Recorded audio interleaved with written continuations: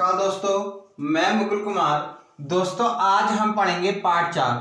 सबसे पहले यदि दोस्तों आपने हमारा चैनल सब्सक्राइब नहीं करा है तो चैनल सब्सक्राइब करें, साथ में बेल आइकन दबाएं। दोस्तों एक चीज और, यदि आपने हमारा टेलीग्राम ग्रुप ज्वाइन नहीं करा है तो लिंक डिस्क्रिप्शन बॉक्स में से ज्वाइन करें, क्योंकि दोस्तों इन वीडियो की जो पीडीएफ है हम टेलीग्राम ग्रुप पर सेंड करते हैं। दोस्तों आज देखते हैं कुछ ट्रिक। ठीक, सबसे पहले देखते हैं, यदि हमारे पास दिया है sine theta into sign 60 minus theta into sign 60 plus theta दिया है, तो इसके इजिकल टू हमारा होता है 1 अपॉन साइन 3 थीटा। ठीक है। नंबर 2, यदि हमें दिया है cos theta into cos 60 minus theta into cos 60 plus theta दिया है, तो इसकी इजिकल टू होता है साइन कॉस 3 थीटा। ठीक, यदि हमारे पास दिया है tan दिया, ठीक है, tan theta into tan 60 minus theta into tan 60 plus theta ये दिया है, तो इसकी इजिकल टू होता है tan 3 थीटा। ठीक है। यदि हमारे पास और दिया, यदि हमारे पास दिया होता 1 अपॉन कॉस एक्स, ठीक है, कॉस एक्स होता तो ये इसके अपोजिट हो जाता। ठीक है, हम साइन का दिया होगा तो कॉस का अपोजिट होगा, कॉस एक्स का अपोजिट होगा, सेक का होगा तो किसका अपोजिट होगा, सेक का होगा, कॉस का अपोजिट, और कॉट का होगा टेन का अपोजिट। यदि सपोज करो हमारे पास दिया है cos theta into cos 2 theta into cos 3 theta into cos 3 theta नहीं, यहां पर होगा 6 theta into cos 8 theta is equal to होगा साइन 2 की पावर 4 थीटा अपॉन 2 की पावर 4 साइन थीटा। क्या होगा, साइन 2 की पावर 4 थीटा इंटू अपॉन 2 की पावर 4 इंटू साइन थीटा। ठीक है, ये हमारे पास फॉर्मूले हो गए। अब हम देखते हैं कि इनका यूज कैसे होता है, वो देख लेते हैं। ठीक है, यूज देखते हैं, यूज कैसे होता है इनका। यूज इसका देख लेते हैं, सबसे फर्स्ट वाले का। यदि हमारे पास क्वेश्चन दिया है sine 20 sine 40 into sine 40 into sine 80, ठीक है, 80। अब देखते हैं इसका प्रयोग कैसे होगा। हम इसका प्रयोग ऐसे भी लिख सकते हैं, साइन 20 लिख सकते हैं इंटू इसको हम लिख सकते हैं साइन 60 माइनस 20 लिख सकते हैं, 40 को 60 माइनस 20 इंटू इसको लिख सकते हैं साइन 60 प्लस 20 80 को लिख सकते हैं, यानी कि ये वाला फॉर्मूला बनना है, sine theta into sign 60 minus theta into sign 60 plus theta हो गया। अब हम क्या करें, हमारे पास दिया होता है 1 अपॉन साइन 3 थीटा। ठीक है, थीटा के स्थान पर यहां पर कितना दिया है हमारे पास 20। ठीक है, 1 अपॉन 4 साइन 3 गुणा 20, यानी कि कितना हो जाएगा 4 और साइन 60, और साइन 60 की वैल्यू होती है under root 3/2 upon 1 upon 4 is equal to हो जाएगा अंडर रूट 3 अपॉन 8। ये हमारे पास आंसर आ। ठीक है, ये हमारे पास आंसर हो गया। ठीक है, अगला क्वेश्चन है हमारा।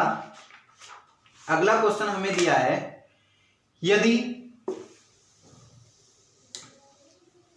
हमें दिया है, अगला टाइप का है हमारे पास, यदि हमें दिया है a sine theta plus b cos theta दिया है और इज इक्वल टू सी।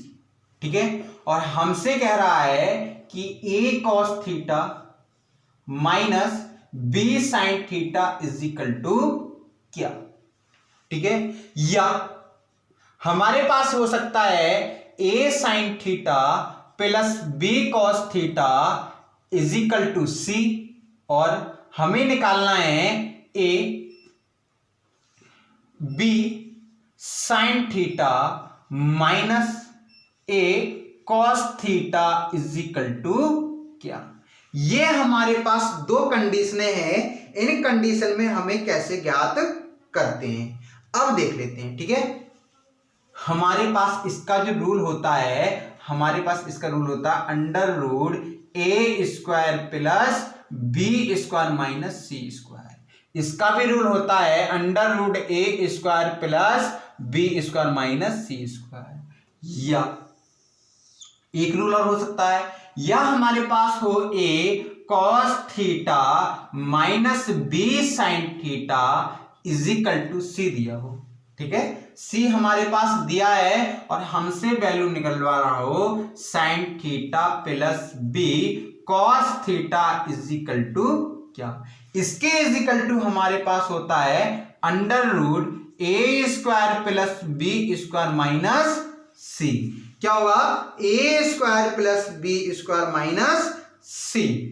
या हमारे पास ये हो सकता है a cos theta minus b sine theta, और हमसे वैल्यू निकलवा रहा हो कि a b cos theta minus a sine theta is equal to हमारे पास वैल्यू होगी under root a square B square minus c square. अब हम इनको कैसे भी निकाल सकते हैं, एक इसके बेस पर हम एक सवाल देख लेंगे कैसे हल करेंगे। ठीक है, हमारे पास दिया है सवाल, हमें दिया है यहां पे कर दो हमारा 4, यहां पे कर दो 3, यहां पे कर दो 3 और 4, यहां पे कर दो, यहां पे हम कर दें 5।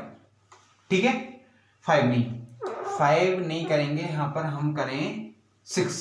ठीक है, 6 कर दें क्योंकि 0 हो जाएगा फिर। हमारे पास फॉर्मूला होता है under root a square plus b square minus c square, इसका फॉर्मूला होता है।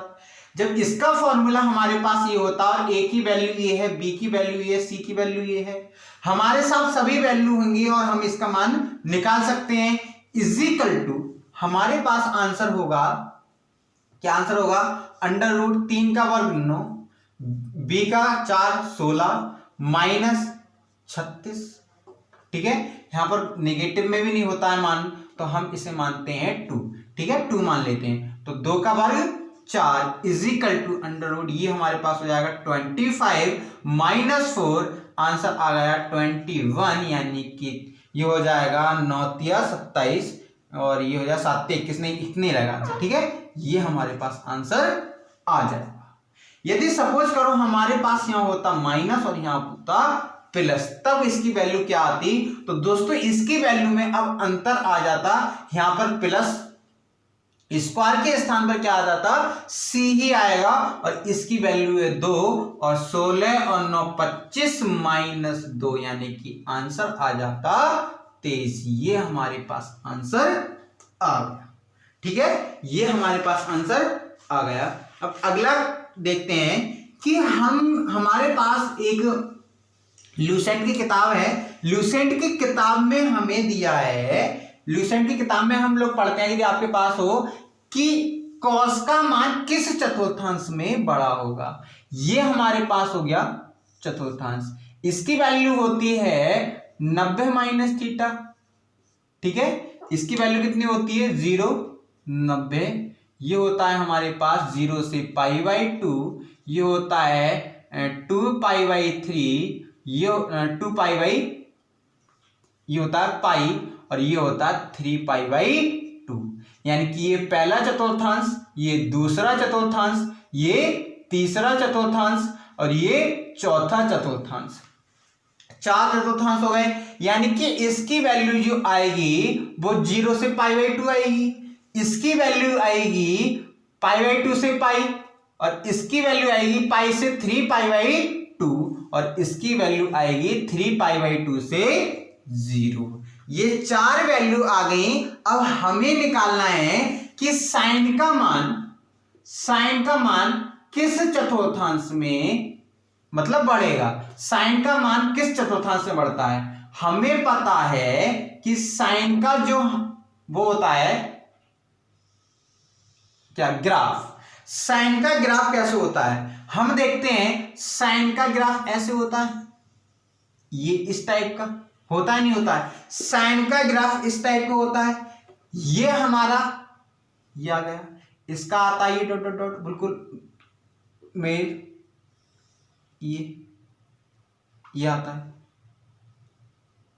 ये आया। यानी कि इसको मत करो, ठीक है, इसको ना करके हम यही मिला देते हैं, ठीक। अब एक ये आया, ठीक है, इसकी वैल्यू 0 से π/2 यहां पर होती है और पाई यहां पर होती है, 3π/2 ये होती है और ये होती है, नहीं पाई नहीं होगी दोस्तों, यहां पर पाई नहीं होगी, नहीं हो जाएगी पाई, यहां पर होती है 2π, ये 2π होगा, ठीक है, 2π हो गई। इतना समझ में आया या नहीं। अब इतना समझ में आने के बाद में हमारा 0 से π/2 कौन सा चतुर्थांश होता है, पहला। π/2 से पाई कितना होता है, दूसरा। ये तीसरा चतुर्थांश और ये चौथा। अब देखी जाए तो हमारा पहला चतुर्थांश ऊपर को जा रहा है, ये वाला, यानी कि मान में वृद्धि हो रही है, यानी कि इंक्रीजिंग हो रहा है। ये दूसरे में क्या हो रहा है, डिमोशन हो रहा है, यानी कि कम हो रहा है। तीसरे में भी नीचे को जा रहा है, यानी कि तीसरे में भी कम हो रहा है और चौथे में बढ़ रहा है, यानी कि पहले और चौथे चतुर्थांश में साइन की वैल्यू बड़ी होगी। यानी कि पहले और चौथे चतुर्थांश में साइन की वैल्यू बढ़ी और दूसरे और तीसरे चतुर्थांश में साइन की वैल्यू घटेगी, ठीक है। ये समझ में आया नहीं आया। अब एक चीज और देखो, यदि हमारे पास आ जाता है cos x, क्या आ जाता है, cos x थीटा, तो cos x थीटा में क्या होगा, जिस चतुर्थांश में इंक्रीजिंग हो रही होगी यानी कि बढ़ रही होगी वैल्यू साइन की, उस चतुर्थांश में क्या होगा, cos x की घटेगी, यानी कि पहले चतुर्थांश में क्या होगा, घटेगी, क्योंकि अपोजिट होता है ना। दूसरे में बढ़ेगी, तीसरे में बढ़ेगी, चौथे में घटेगी, ये हमारी वैल्यू आ जाएगी, ठीक है। ये दो के मान निकल आए। अब हम देखते हैं cos थीटा। cos थीटा का कैसे निकालते हैं, ठीक है, cos थीटा की वैल्यू कैसे निकालते हैं, अब देखते हैं cos थीटा, ठीक है। ये आया हमारे पास cos थीटा। ये हमारे पास इसका ग्राफ होता है, ये वाला, ये होता नहीं होता है, ठीक है। ये वाला ग्राफ होता है, इसकी और लाइन थोड़ी बड़ी है, ये ग्राफ होता है, होता नहीं होता है, इस टाइप का हमारे पास इसका ग्राफ होता है, ठीक है। हमें पता है ये यहां पर 0 होता है, ये तो कोई काट नहीं सकता, यानी कि ये 0, ये π/2, ठीक है। ये हमारे पास आया π/2, ये पाई, ये हमारे पास आया 3π/2, 3π/2, ये आया हमारे पास, ये कितना आएगा, 3π/2 आ गया, और ये हमारे पास आएगा π/2, ये इतना π/2π, सॉरी, ये होगा 360, ठीक है। अब हम देखा जाए तो पहले से ये पहला हो जाएगा, ये दूसरा, ये तीसरा, ये चौथा, ठीक है। 4 ही चतुर्थांश होती है, 5वां हो जाए, नहीं 5वां नहीं करना। फिर हमारी क्या होगी, गिनती पहले से ही शुरू होगी, यहां पर कि पहला ये फिर दूसरा, ये ऐसी गिनती होगी क्योंकि चतुर्थांश हमारे कितने होते हैं, 4 ही होते हैं। या त्रिविमीय ज्यामिति की बात करें तो त्रिविमीय ज्यामिति में 8वें चतुर्थांश होते हैं, उसमें अलग कंडीशन लग जाएगी, लेकिन उसमें x वैल्यू की मान की आएगी, ठीक है। ये हमारे पास साइन की वैल्यू का, ठीक है, यहां पर त्रिकोणमिति की बात हो रही है। अब देखते हैं पहले चतुर्थांश में क्या हो रहा है, इंक्रीजिंग हो रहा है कि डिक्रीजिंग, ठीक है, यानी कि मान घट रहा है, तो ये पहले घटेगा।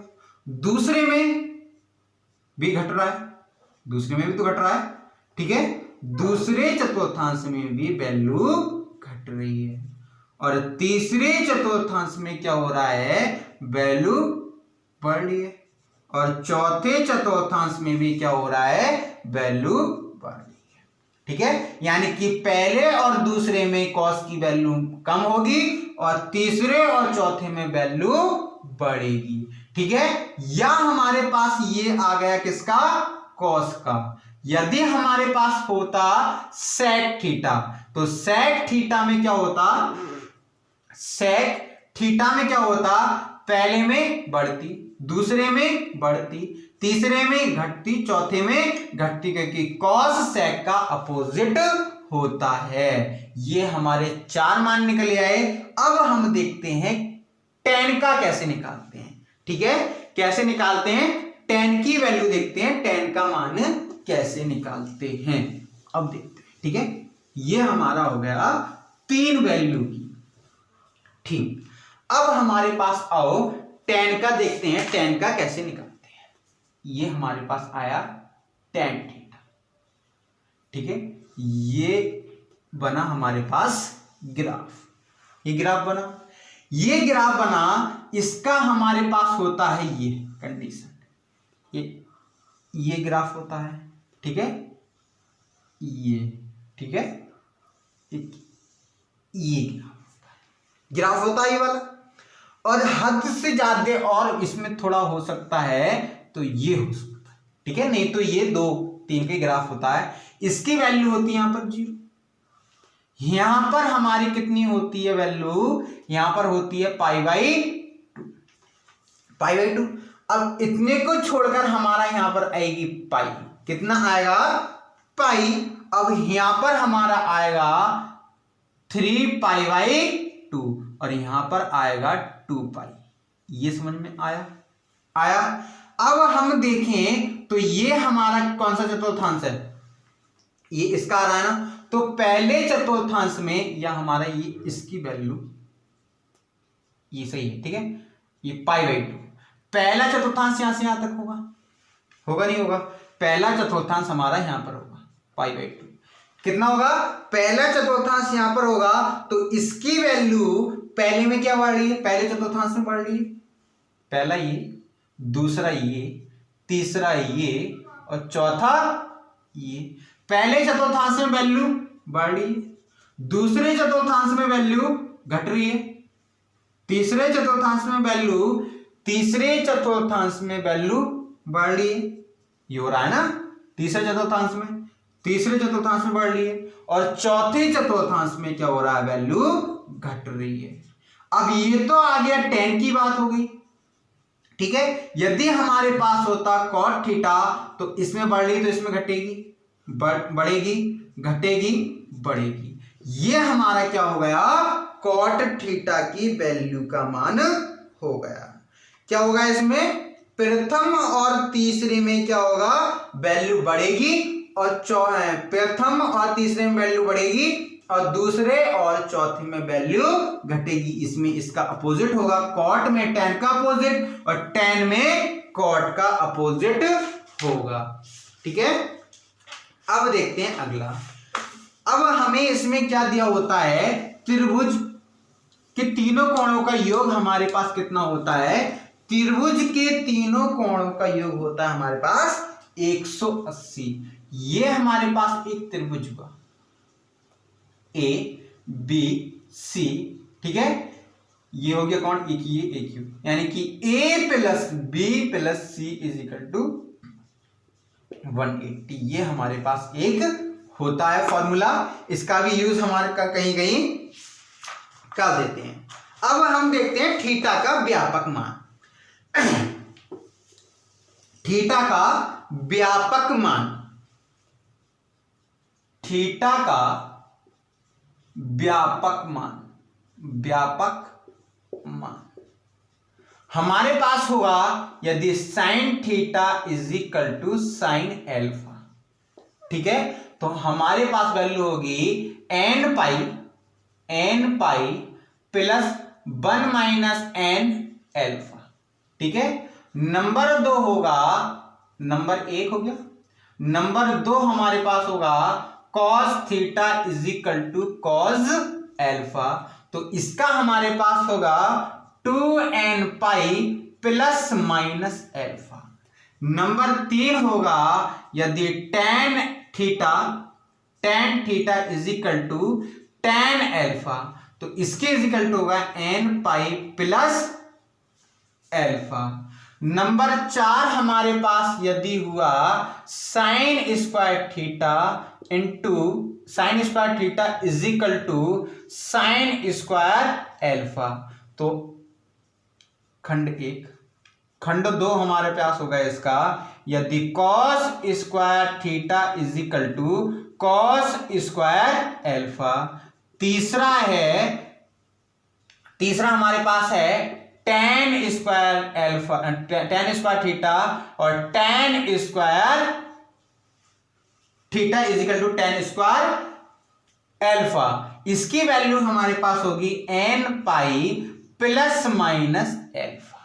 ठीक है, इसमें हमारे पास क्या हो सकता है, cos x भी हो सकता है, तो cos x को हम साइन में चेंज कर लेंगे, लेकिन हमारे पास जो मूल व्यापक मान है वो ये हमारे पास 4 होते हैं। ठीक है, ये ध्यान से देख लेना, ये मूल व्यापक मान कितने होते हैं हमारे पास, 4 प्रकार के मूल व्यापक मान होते हैं।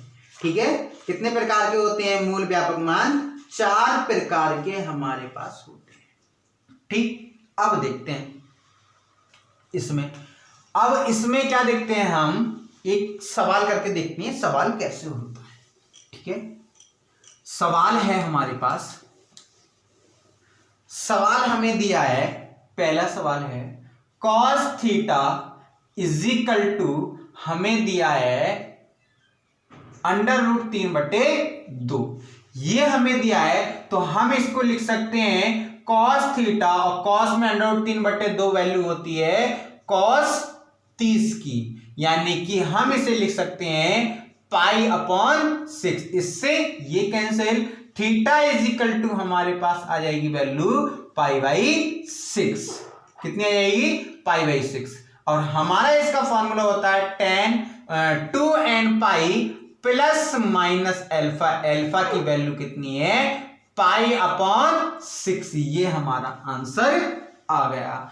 अगला क्वेश्चन हम देखते हैं, यदि हमें दिया है tan square theta is equal to 1। ठीक है, हम इसमें क्या करेंगे, 2 कंडीशनों से ये हल हो सकता है। हम इसको लगा सकते हैं tan square alpha is equal to tan square π/4। इससे ये cancel, theta is equal to कितना हो जाएगा, π/4। या हम इससे लिख सकते हैं tan theta is equal two plus minus 1। ठीक है, एक बार प्लस में करेंगे, एक बार माइनस में, लेकिन ये कंडीशन में कोई सवाल हो नहीं सकता, इसलिए हम ये वाली कंडीशन लगाएंगे, वो लॉन्ग पड़ेगा। इसका फॉर्मूला हमारा होता है n पाई, स्क्वायर है ना, ये ध्यान रखना, स्क्वायर है तो प्लस माइनस अल्फा, यदि स्क्वायर नहीं होता तो होता है n pi plus alpha. Plus minus लगेगा, क्यों लगेगा वो मैंने अभी बताया कि tan square alpha is equal to 1, तो प्लस माइनस आता है। ये समझ में आया। ठीक, जब ये समझ में आ गया तो n pi plus minus alpha की वैल्यू कितनी है, π/4। ये हमारा थीटा का व्यापक मान आ गया। कितना है थीटा का व्यापक मान, n pi plus minus π/4, n pi plus minus π/4। ये हमारे पास इसका आंसर आ गया। ठीक है, अगला माइनस में भी आ सकता है दोस्तों, इसमें कोई कंडीशन नहीं है कि माइनस में आएगा या नहीं आएगा। ठीक है दोस्तों, एक टॉपिक छूट गया था हमारा, वहां पे हमने बताया था कि साइन की वैल्यू ऐसे निकाल लेते हैं। यदि हमारे पास हो sec theta plus tan theta दिया हो और उसकी वैल्यू हो c। ठीक है, तो हमारे पास भुजा हो sec theta minus tan theta, तो उसके स्थान पर हम लिख सकते हैं 1/c। इसके स्थान पर हमारा क्या होता है, 1/c। यदि हमारे पास दिया हो tan theta, sec theta plus tan theta हो गया। यदि हमारे पास दिया हो cos x theta plus cot theta is equal to हमें दिया है ए, तो हम इसकी इज इक्वल टू लिख सकते हैं cosec theta minus cot theta is equal to हम लिख सकते हैं 1/a। ठीक है, ये समझ में आया। जब हम ये लिख सकते हैं, अब सवाल देख लेते हैं एक, यदि हमारे पास दिया है sec theta plus tan theta is equal to 4 और हमसे कह रहा है कि sec theta minus tan theta की वैल्यू ज्ञात करो, तो इसकी वैल्यू कितनी आ जाएगी 1/4। कुछ भी हो सकता है, इसलिए दोस्तों हम इसको ऐसे हल कर सकते हैं। ठीक है, इसे ऐसे हल कर सकते हैं। या हमसे पूछा हो कि हम यहां पर दिया है 5 और सेक थीटा की वैल्यू हमसे बूझी हो सेक थीटा। ठीक है, सेक थीटा की वैल्यू बूझिए, तो हम इसे क्या करेंगे, जोड़ने पर ये हमारे पास आएगा 2 sec theta is equal to हमारे पास ये वैल्यू कितनी हो जाएगी, ये वैल्यू हमारे पास हो जाएगी 9 और sec theta is equal to आ जाएगा 9/2। ये हमारा आंसर हो जाएगा। ठीक है, इतना आया समझ में? ठीक, इतना आ गया। अब दोस्तों एक चीज और देखते हैं। अब हम देखेंगे कल के पार्ट में देखेंगे कि हमारा मिनिमम और मैक्सिमम वैल्यू कैसे निकालते हैं। तो दोस्तों आज के लिए इतना ही। यदि वीडियो अच्छी लगी हो तो लाइक करें, शेयर करें, कमेंट करें। यदि दोस्तों आपने हमारा टेलीग्राम ग्रुप ज्वाइन नहीं करा है तो लिंक डिस्क्रिप्शन बॉक्स में उसे ज्वाइन करें, क्योंकि दोस्तों इन वीडियो की जो PDF है हम टेलीग्राम ग्रुप में सेंड करते हैं। धन्यवाद दोस्तों।